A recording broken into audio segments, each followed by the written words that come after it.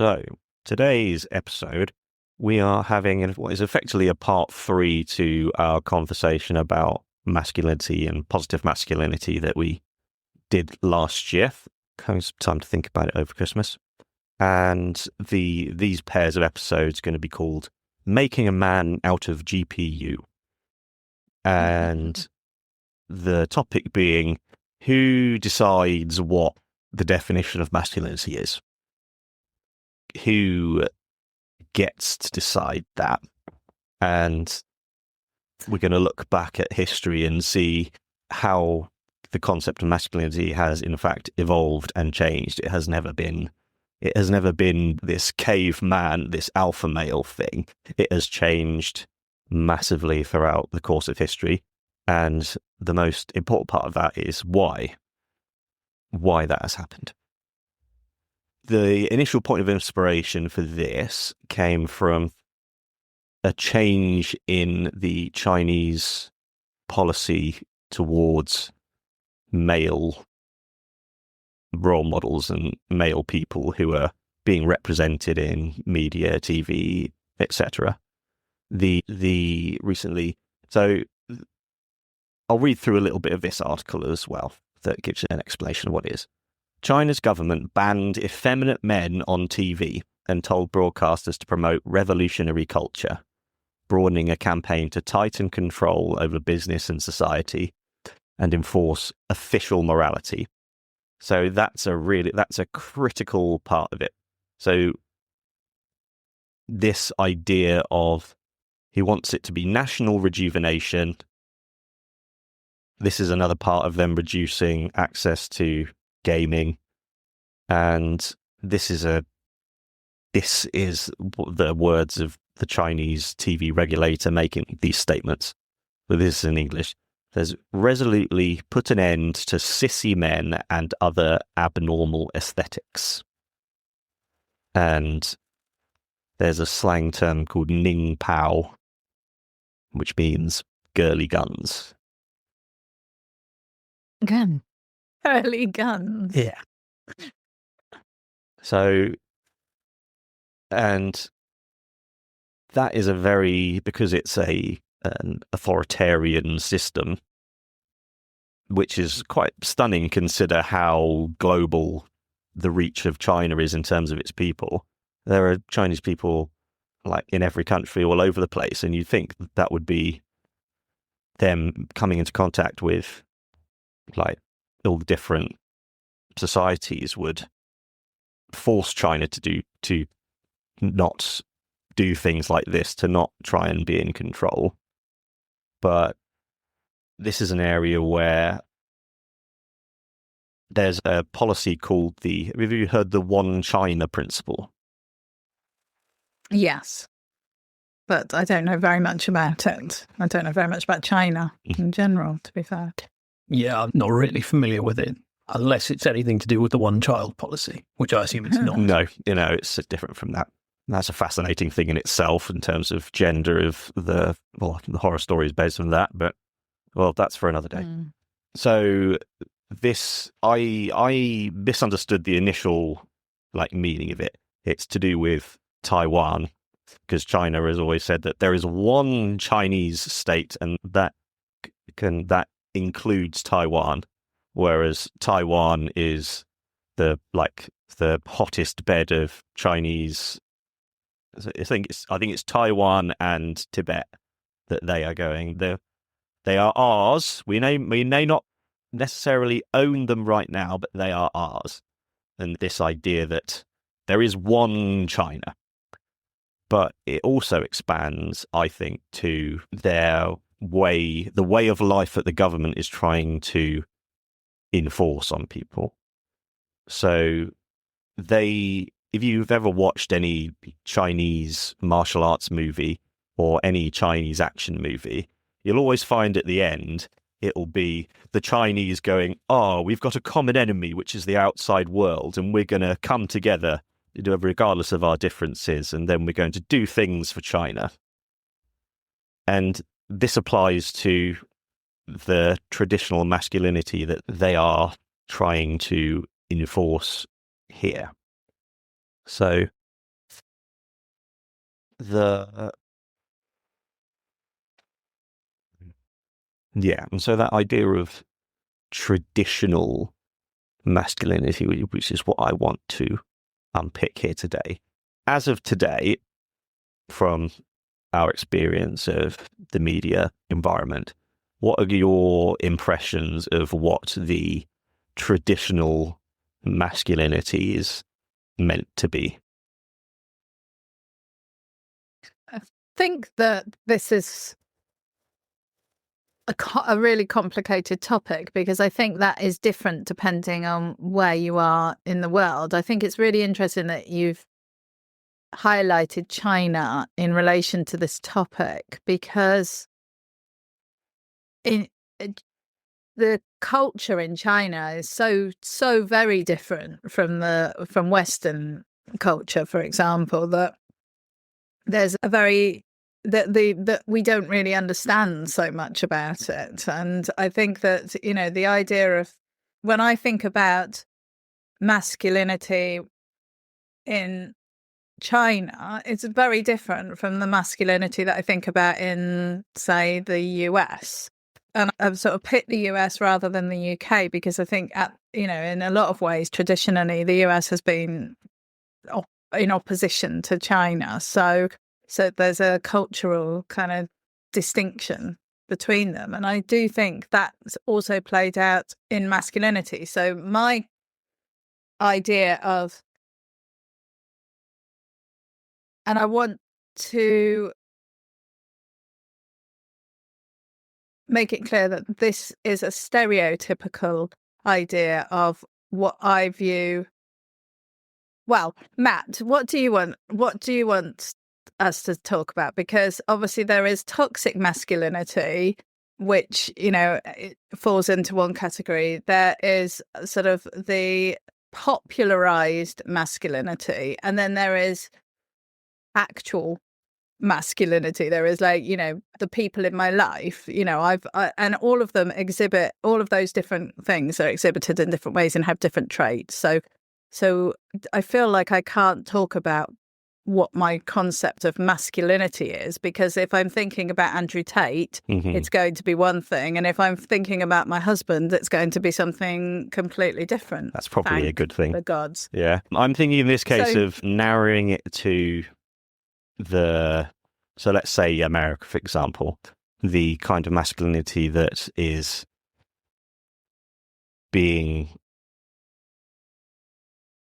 is the archetype that they're trying to impress upon people. So it's that the idea of traditional is the core of this. So in the thing of there only being two genders, you're either a man or you're a woman, and that's that. When we know that is untrue and inaccurate. So yeah, so Tom, I don't know how you feel about masculinity, but how do you feel and how have you felt you are meant to be, that you either can't be or don't want to be, or have decided you don't want to be? Yeah, I don't want to give my life story necessarily, but I think it's useful to put my experiences into context. So for me, masculinity has always been your experience of masculinity, or the expectations have always been linked heavily to class. So I grew up my whole childhood, actually, up until sort of the age of 16, my parents and I lived in some of the poorer bits of Surrey. And the primary school I went to was in a disadvantaged area. So I learned quite quickly at primary school that the boys and the men weren't acting the way my dad did. My dad, fairly traditionally masculine in a lot of ways, but he's a white collar guy. He's worked in an office his whole life. He likes old movies. He, I guess, words like this didn't exist when he was young necessarily, but I guess you could call him kind of nerdy, kind of geeky, and have those kind of pursuits. So obviously a lot of that is how I've turned out and what I was interested in. And it became clear to me that a lot of the boys around me didn't share the same interests as me. and didn't share the same sort of social norms as me.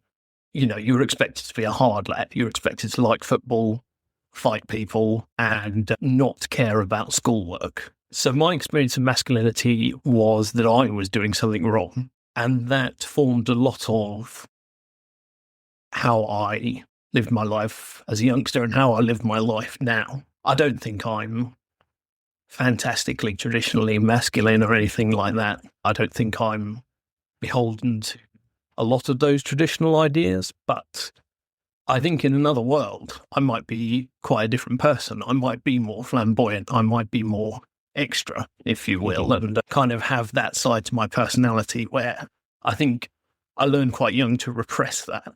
And so I think I'm really interested in the idea that the Chinese proclamation included the word effeminate, and that idea that masculinity is, in their eyes, inherently at odds with femininity and being effeminate.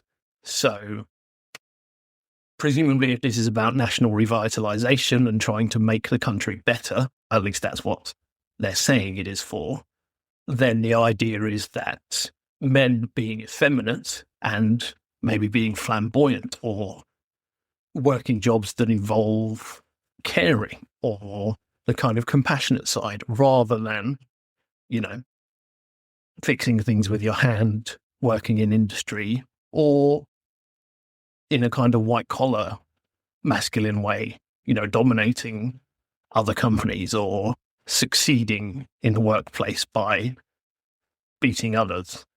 Yeah, it's interesting that I know you could argue for hours about whether China ever was or is communist, but it's interesting that I have so much to say about communism, but I'll carry on.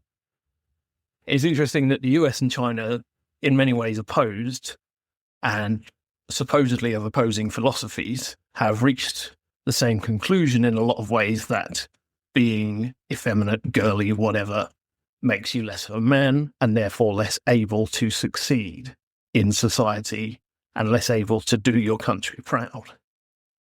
Yeah, my thing about communism is that communism has never truly existed, because every time a communist like superpower has emerged, like with the main ones are Russia and China, the very first thing that happened was one man comes in and goes, right, I'm in charge of everything.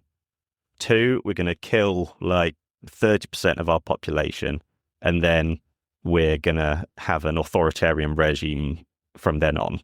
So the idea of communism existing today is just untrue. It just becomes authoritarianism. So that's what we're dealing with. So China isn't this communist boogeyman, which is how it can be portrayed. It's still authoritarian. It's not a dictatorship, but it's still authoritarian, where the government decide what happens. And with America, my assessment of why China and America, I think they do it for different reasons.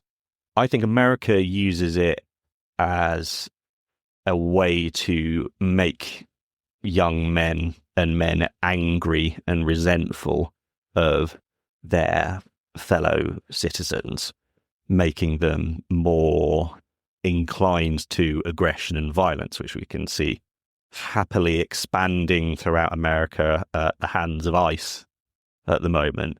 You think all those men like cracking the skulls of protesters and beating up people of color, they're probably not like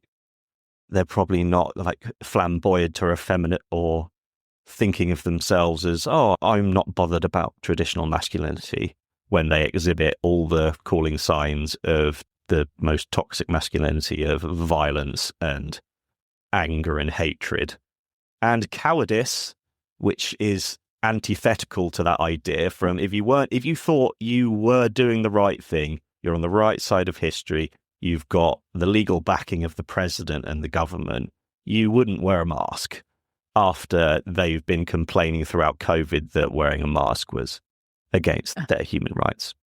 And then when it comes to China, I think it's because they're on the path to 2 billion people now.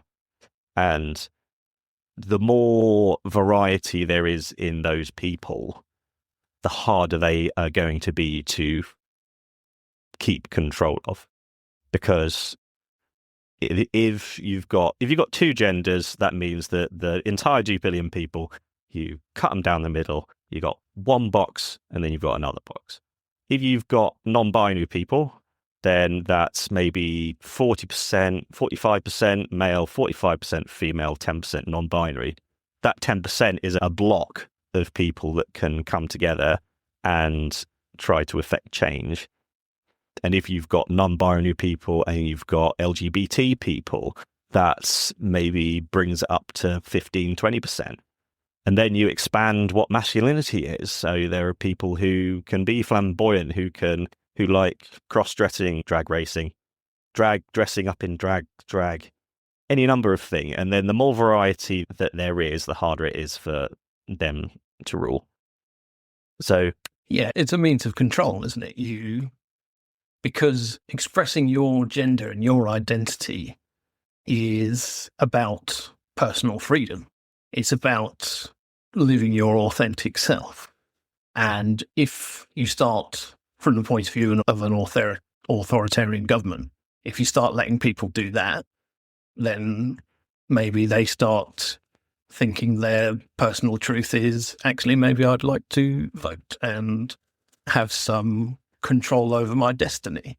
And so the more freedom they can quash, the more people get used to it and don't question it. And it's so by oppressing this seemingly unrelated thing about gender, you can repress them on a economic level and a social level.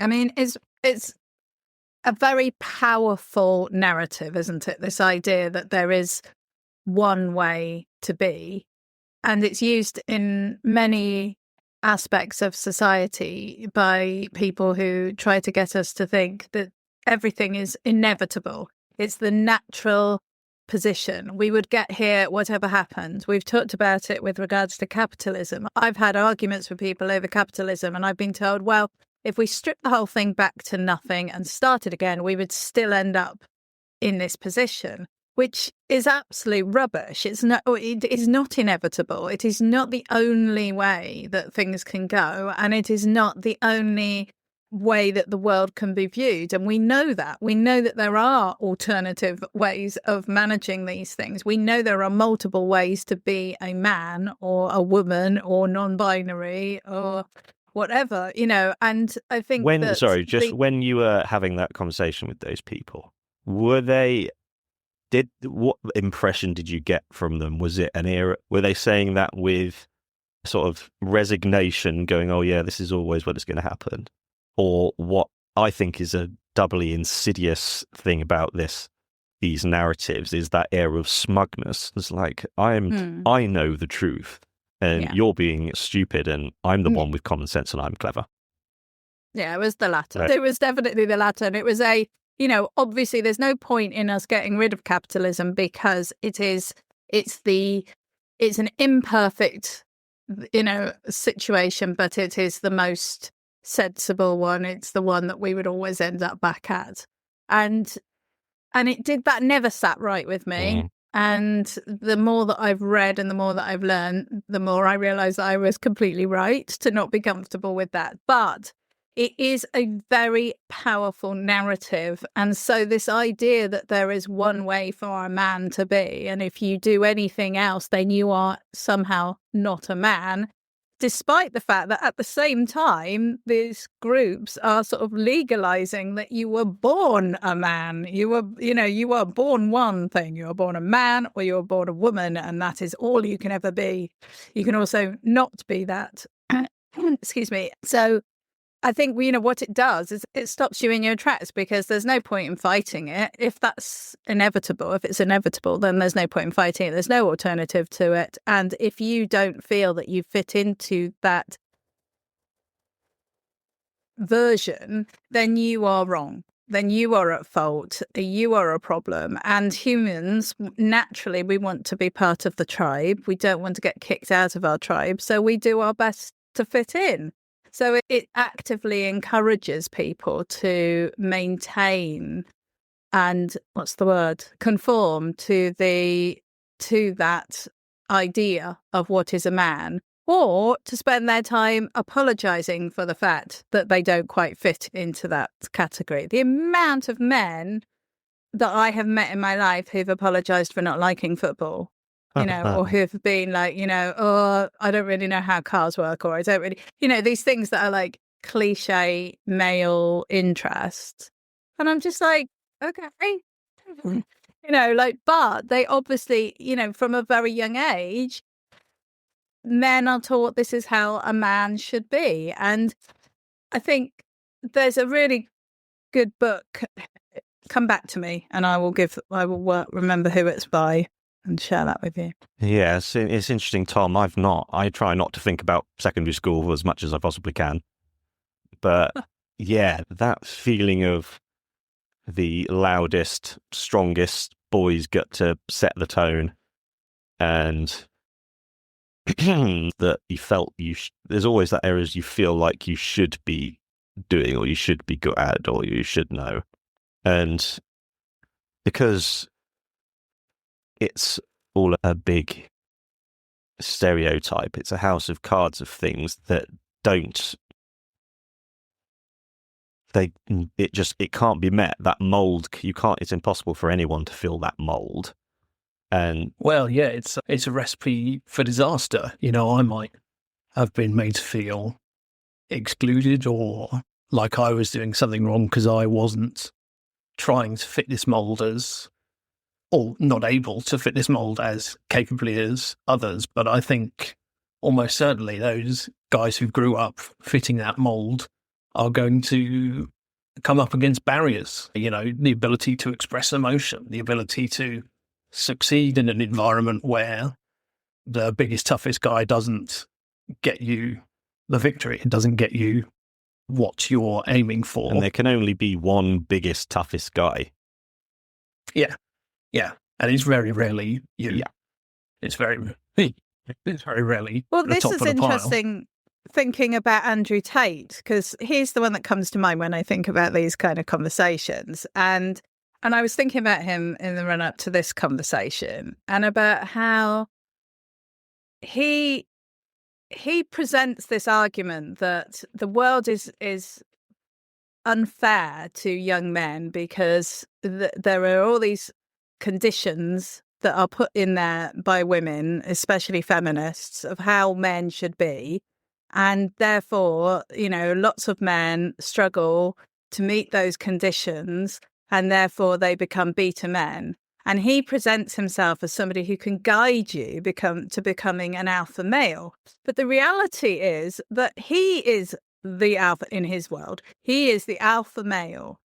That means none of you lot can become an alpha male because you would be in direct competition with him, which actually means that what he's doing is he is bullying all of these young men. He's bullying them. He's telling them, you can be this and you should be this. And, whilst at the same time exhibiting all of the challenges that these people are experiencing, by he's the barrier. His attitude is the barrier. Women don't only want men with, rippling muscles and, who can beat up a bloke in a boxing ring. We don't want guys who are sucking on bloody cigars. They stink, by the way. We don't want that. What we want is somebody who is interested in what we have to say and to, be a genuine partner in our lives. And he's telling people that this is how a man should be. And he's telling young men who are not that. And they think that he's their savior, and he's not. He's their bully. He is perpetuating this. And he's exploiting them. He's exploiting them for his own sense of power so that he can be the alpha male. And I think one thing that I discovered quite recently is that there's been quite a lot of research into testosterone. And that we tend to associate testosterone with this kind of macho masculine, hyper masculine behavior. But actually, what testosterone really does is it makes you status seeking. So it encourages you to do things that will give you status. That isn't always violence. That isn't always physical prowess. There is status in many ways. It can be who owns the biggest car, who donates the most money to charity, who has the most female friends. I mean, it can be all sorts of things. It just depends on what the culture you are within values. So in the sort of Andrew Tate, physical prowess is what, and having women that are just going to run around after you is what is how he represents status. In other situations, in a science world, for example, it might be how many papers you've had published. Completely different things. So it's not right to say that the natural state for testosterone-fueled men is violence and aggression and physical prowess. There is no scientific support for that. So this idea that there is one way to be masculine and therefore a way that you can say that somebody isn't masculine is just, it's not based on anything except for cultural bullshit, really. When people argue that capitalism or, a traditional view of masculinity or whatever is natural, we're animals and that's just the way it shakes out. I always think, well, it's natural for us to poop on the floor, but we invented toilets and we chose to change that. Are you saying you don't think there's room for us to improve? You don't think there could be a better world that exists? You're willing to just stay pooping on the toilet? So you're willing to stay pooping on the floor and not using the toilet? You're willing to, just eat raw meat that's barely cooked over a fire instead of, a delicious Michelin star meal? That's, I'm setting up extreme examples here, but the idea that something, because we're animals, we have to be a certain way is short-sighted, because we're animals who have been through, thousands of years of development, and we've come to a place where we do a lot of things that, the fox outside, your dog, your cat don't do. Cats don't hold podcasts. Dogs don't write papers. So why should we expect to be on the same level as them? We are animals, and it's important to recognise that, but we're also capable of more. Yeah, and as with any form of propaganda, one of the most devastating parts of it is how once it's got its grip on someone, it's so hard to snap them out of that. So with stuff like this, the message is that if you're trying to be this masculine archetype, you're the smart one. You're the one who knows what the truth of the world is. You know what the natural order of things and the inevitable outcome of things, and that if someone says that isn't true, then they're stupid and you're clever. And that traps them in a place where the more they have bought into that, and the deeper they are in that community, any time someone like, if Tom comes from the outside and says, would you prefer to shit on the floor like cavemen did and eat raw meat as opposed to this pizza that I'm having later, then what should happen is them go, oh yeah, maybe if I'm wrong about that, maybe I'm wrong about some of the other things. It's much easier to go, but if I'm wrong about this, then I'm stupid. And I can't bear to feel stupid, because the people who tell me what I think tell me I'm clever for believing them. And that is not, again, I think there is a stereotyping of people who get caught up in the propaganda, like the propaganda of masculinity, that they are the least educated people, the least wealthy people, and that it's an exploitation of those without the knowledge or resources to know better. But it applies to every single part of society. There are people who are some of the most brilliant minds like in the world who believe this same stuff. And a problem people like us have, who we want their lives to be better. These people who, when we say these conversations that we're having and hoping that if they're listening to this, what our hopes are, is that they are able to imagine a different path, and that it is safe to imagine that path and to walk down it, to try that. And so we know it, and that's not just doing it for other people's benefit, thinking, oh yeah, it would be nice if everyone was happier, but it's better for us as well, because people who are able to get away from, say, violence, to reach a point where they have no, it's not about not having a desire for violence, it's just not having that like,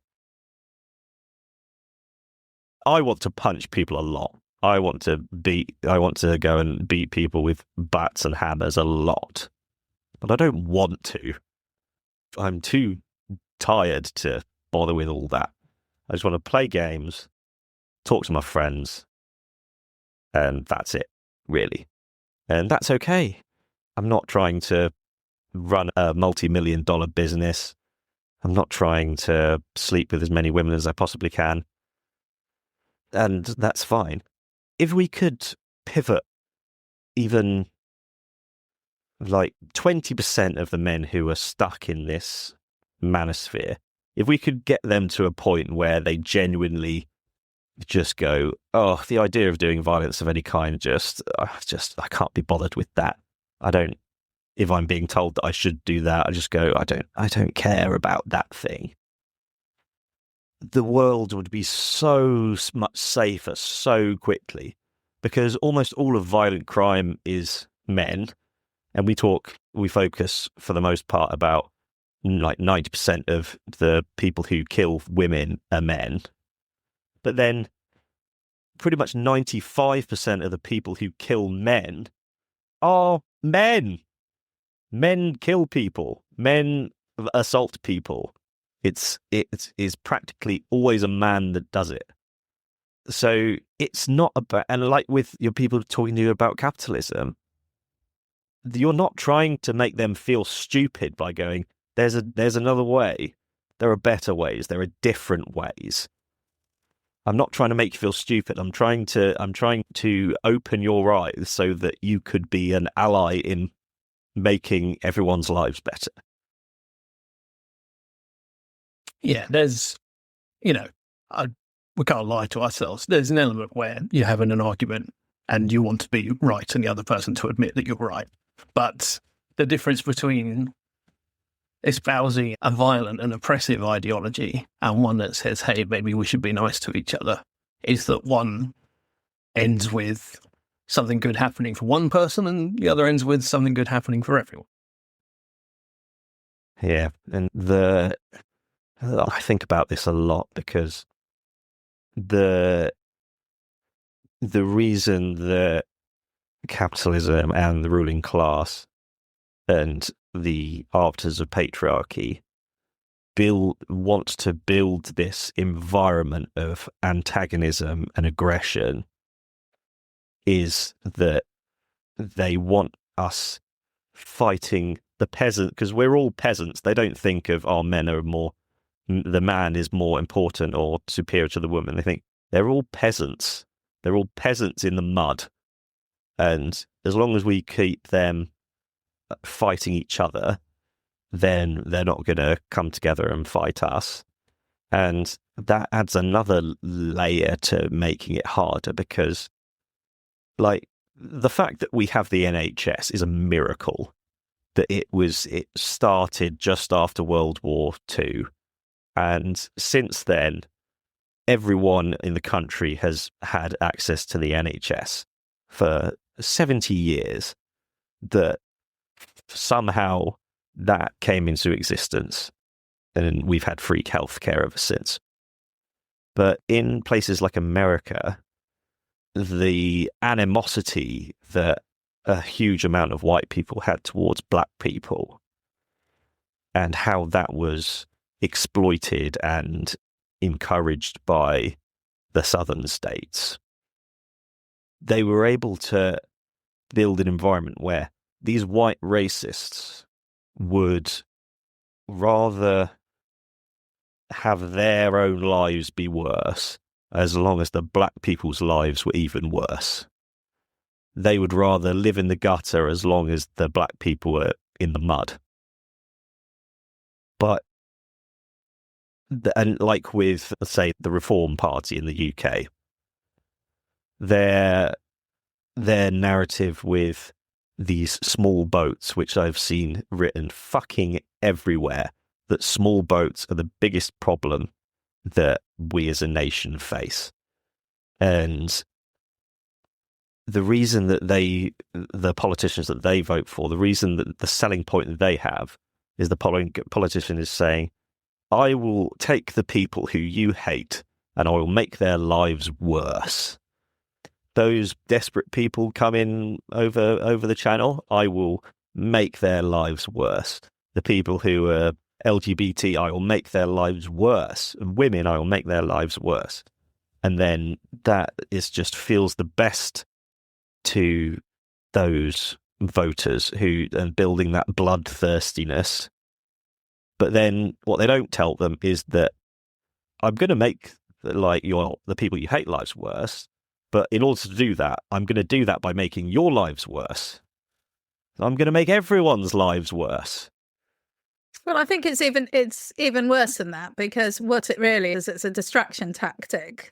Because 100%. they're not making our lives worse to make the lives of migrants worse. They're making migrants the scapegoat because they are profiting off us.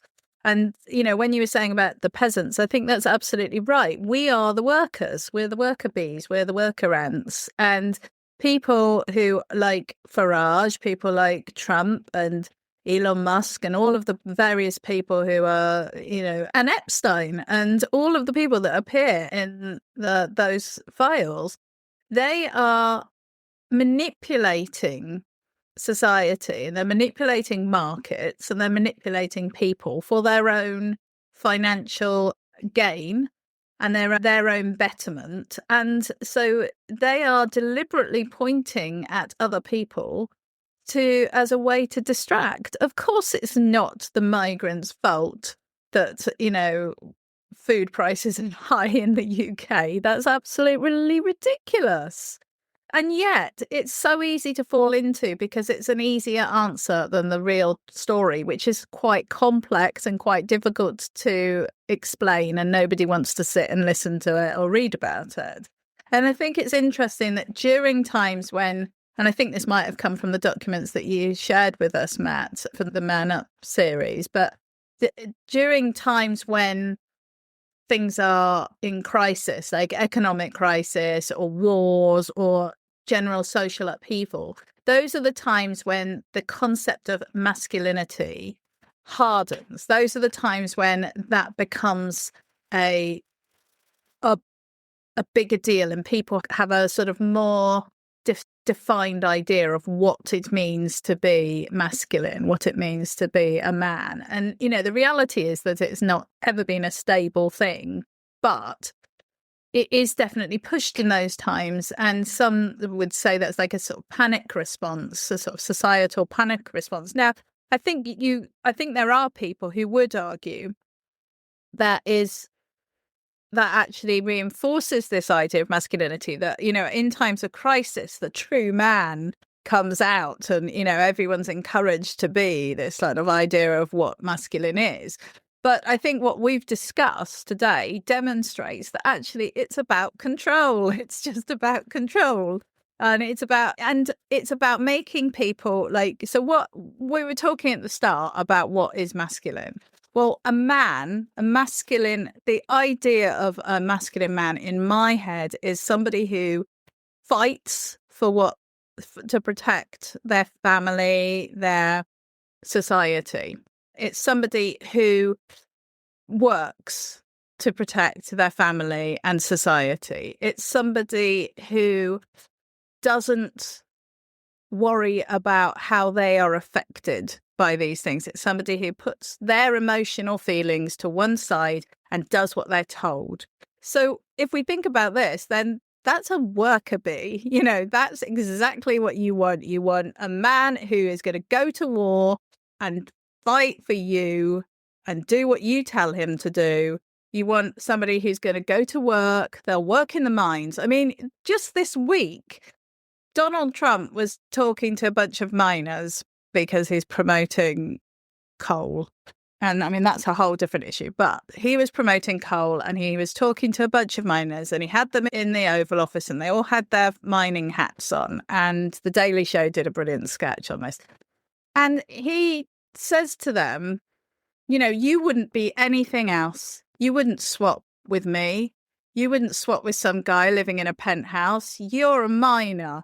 And I mean, as they pointed out in the Daily Show, that's utter rubbish. Of course they would, you know, like most of them would be like, I could go work down the mine or I could like, you know, live in a penthouse. Yeah, not a difficult decision. But this idea that is their job because they are good men, they are hardworking men's men. And I can't see that it's anything other than control. And I think the fact that we see a sort of surge in it at times when we're in social crisis, which I think is what is happening at the moment internationally, globally, you know, we're in a state of panic. And we have been really since all the wealthy people started freaking out about what was happening to their money in 2008 and started realizing how much they needed to keep our eye off the ball because otherwise we were going to realize quite what a blinder they're playing. And sadly, they seem to be doing quite a good job of it at the moment. I completely agree, Jen. If you stripped away all the kind of discussion of culture, politics, people's ideas, people's upbringing, all that stuff, stood us all in a line as a society with our bank balance behind us, perhaps illustrated with actual coins, right? In a world, this is obviously not something that could happen, but imagine like one of those TV shows where they dump a bunch of stuff on a table and say, look how much you've spent in a month. Right, do that, but with people's wealth. And then you went around with a microphone and you said, see that mountain over there and what you've got 2 pennies to scrape together behind you. What do you think society's problems are rooted in? The answer would be staggeringly obvious, that the incredible amount of inequality we've allowed to become normal is what is harming us all. And the web of lies and mistruths and obfuscation that the people with the money have to develop to keep people from realizing that. You know, scapegoat migrants, scapegoats LGBTQ plus people, scapegoats people who don't have a job, scapegoat the disabled. They have had to create this gigantic, disgusting pretense that all the world's problems are the fault of the people who are the most oppressed. And because it's slightly easier to be like, oh yeah, that person looks different from me, I reckon they're the problem, than this person looks like me, has a lot of money, but, you know, I guess that's probably fine. It's so much easier to scapegoat someone who looks different than to acknowledge the gigantic mess we've made for ourselves and have a think about politics and society and all that stuff, that it's working.